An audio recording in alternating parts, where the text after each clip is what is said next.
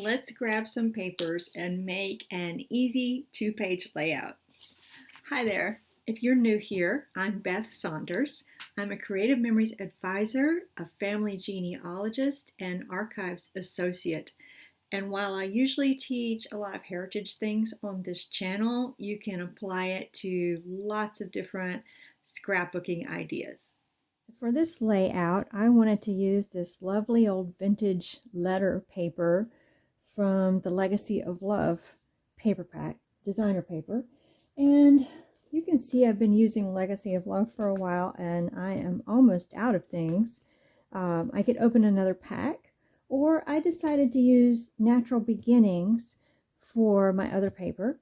And if you don't have the Legacy of Love letter paper, then you could use one of the Natural Beginnings designer papers, like maybe this nice pattern here, or this one. So you can use whatever you have. That's going to be my highlight. And then I'm going to use this sort of woven looking green paper from Natural Beginnings. And I'm going to need 3 sheets of hot fudge cardstock. And I want to add a little something to my page, so I'm going to use this copper shimmer paper. I need either a ruler or my 13-inch mats. You might need a photo trimmer if you've got your photos. I don't have mine ready yet, but I will definitely need my 12-inch trimmer, repositionable or regular tape runner. Then I'm going to use my border maker system. And there are lots of different borders you could use, even an attached style border. But I'm going to use this chain style brocade chain to punch out some of that copper. So let's take our kind of hero paper here and just cut it in half. I'm going to put it in my trimmer right side up because it will be long ways on my page. Put it at the 6-inch line.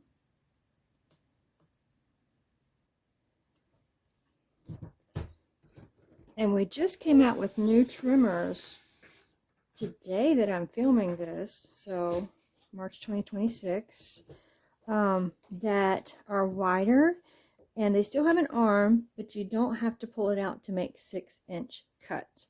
So that's very exciting if you're in need of upgrading your trimmer. We have that now.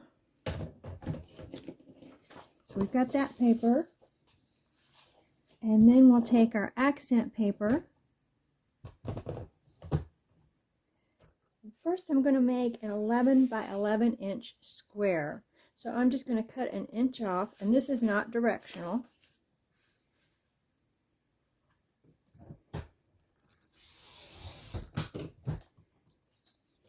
That is scrap. And if you wanted the same color, you could have used that for your punch, if it's a small punch. But I don't want to use that color. I'm going to use the copper instead. Okay, now it's 11 by 11, and you want to cut that in half. So cut it at 5.5 inches, which is to the edge of my trimmer. Or if your trimmer isn't quite that wide, you could always make a mark at the halfway point and cut it there.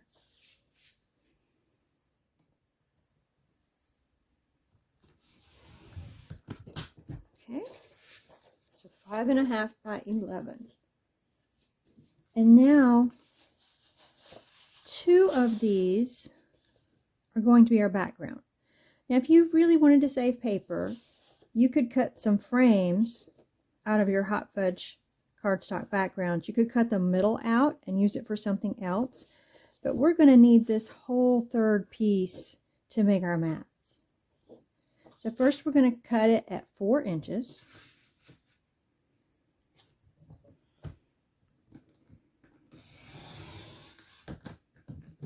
And then 4 inches again.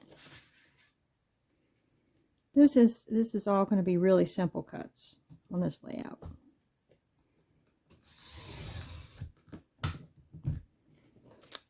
I'll take this last one and cut it at 4 inches and 4 inches. So we'll have 3 4x4 mats.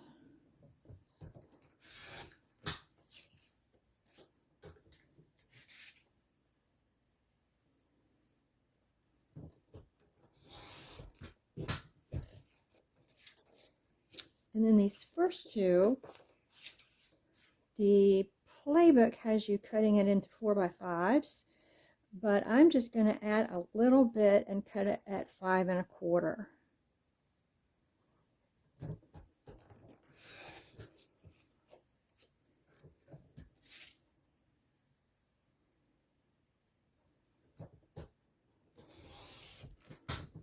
So that is a scrap, and I have 2 5 1/4 mats. I'm laying them over here to the side. And then do one of these 5 1/4.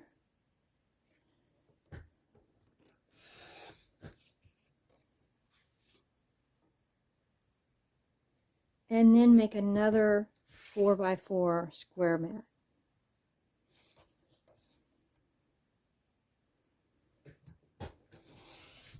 And this is scrap.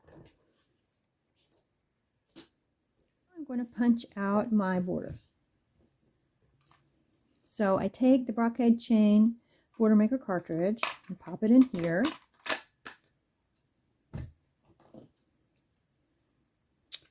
Fold out the paper guide.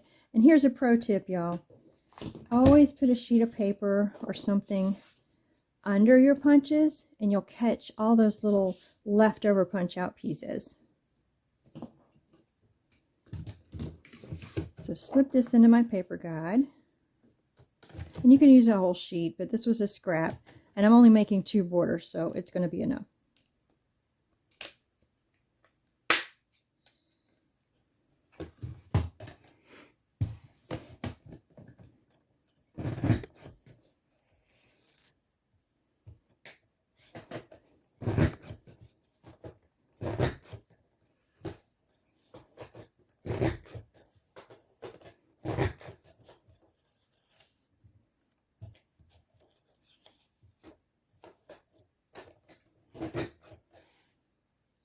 And if this little strip comes out nicely, you might even want to save that for a highlight.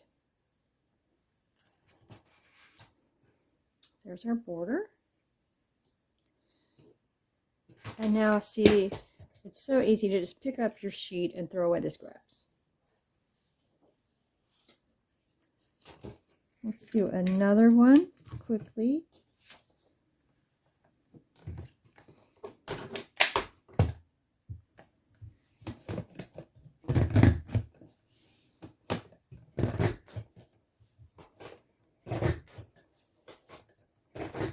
Now look, what if I stopped there?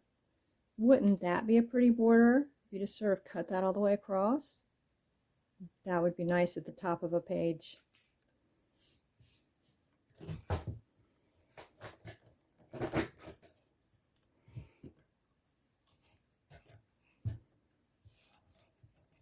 Just go back and finish it.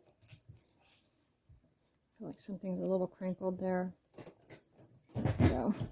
Okay. We're done with that. And before we start laying out our pages, I'm going to want these borders to be just 11 inches long. So let me grab my trimmer. And I probably want them to mirror each other. Yeah. So I'm going to, well, I thought about laying them on top of each other, but I think I'll cut them separately. Just cut off 1 inch.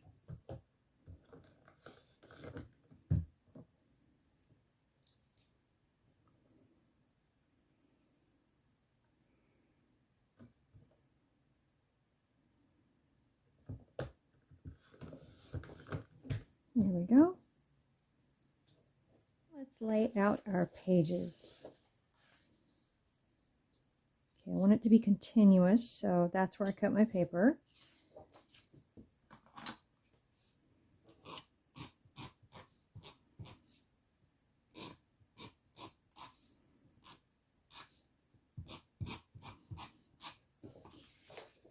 And just line it up along the inside edge.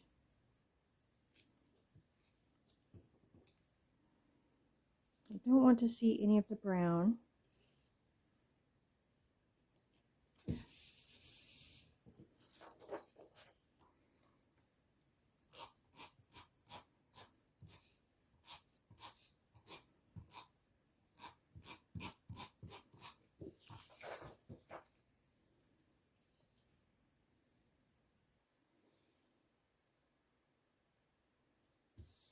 If you are doing this with me, tell me when you get a chance, tell me in the comments, what pictures are you going to put on this? I'll probably use this in my family album, but I'm not sure which pictures yet.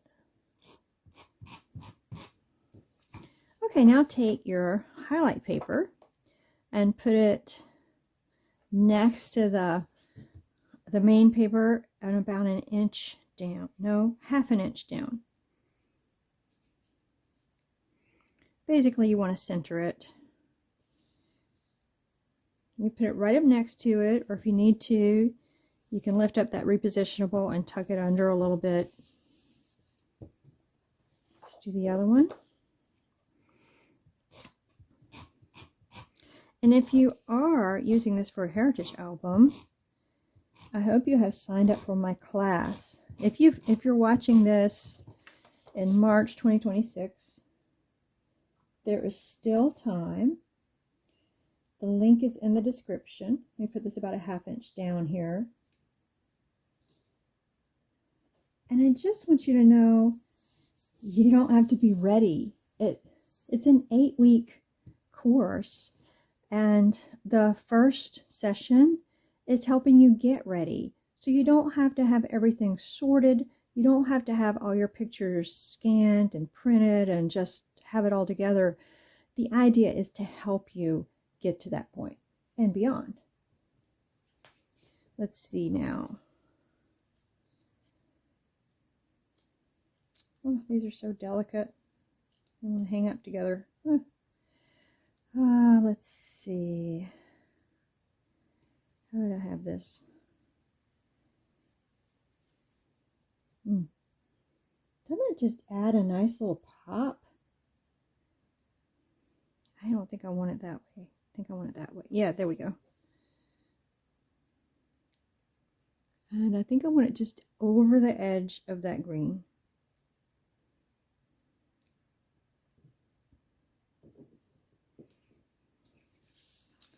So I'm going to turn them over, put them on my silicone mat.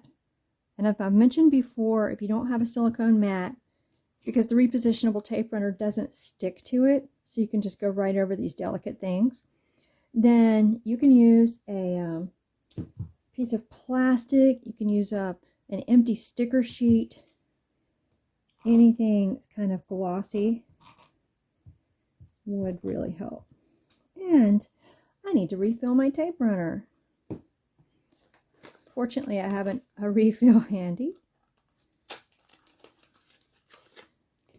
It's pretty easy. You just take off the top. And by the way, you can usually see through one side. And if the inside is green, then you know it's repositionable. And if the inside is white, then it's our regular tape runner. We have a little color cheat sheet. I like to, before I pull it out, I look at how it is. Then I pull it out and toss that one. And put this one in over the little knobs. The same orientation that that one was. And you just clip this back on. Clip. Oops. I'm going to have to sit down. There. I had to put a lot of repositionable tape runner on those because I don't want any of these little parts that stick out to get caught on something. You see that one's getting a little bent there. and just stick them out a little bit.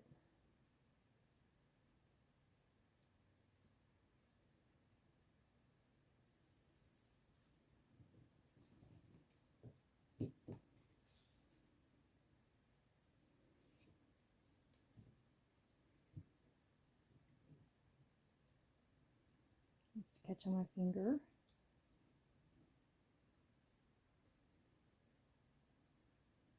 There we go. Just take your time. But that was pretty much the hardest part to this page. Let's see. Let's get our mats down now. So you may be like me and thinking, I don't want to cut my mats down to 5 inches. I want to do a 6x4 at least, because I might not want to crop my pictures a lot. But you'll see now why we had to cut it down to 5, or I did 5 1/4, because this piece is only 6 inches wide. That way we could use just one sheet. And so if your mat is 6 inches, it goes all the way across and won't look as nice. See, one there, a couple here. I think I'll do them up here. I could do them down here, but I have this nice, a lot more writing on the vintage paper here. So I might do like that. And then a couple over here. And a couple over here.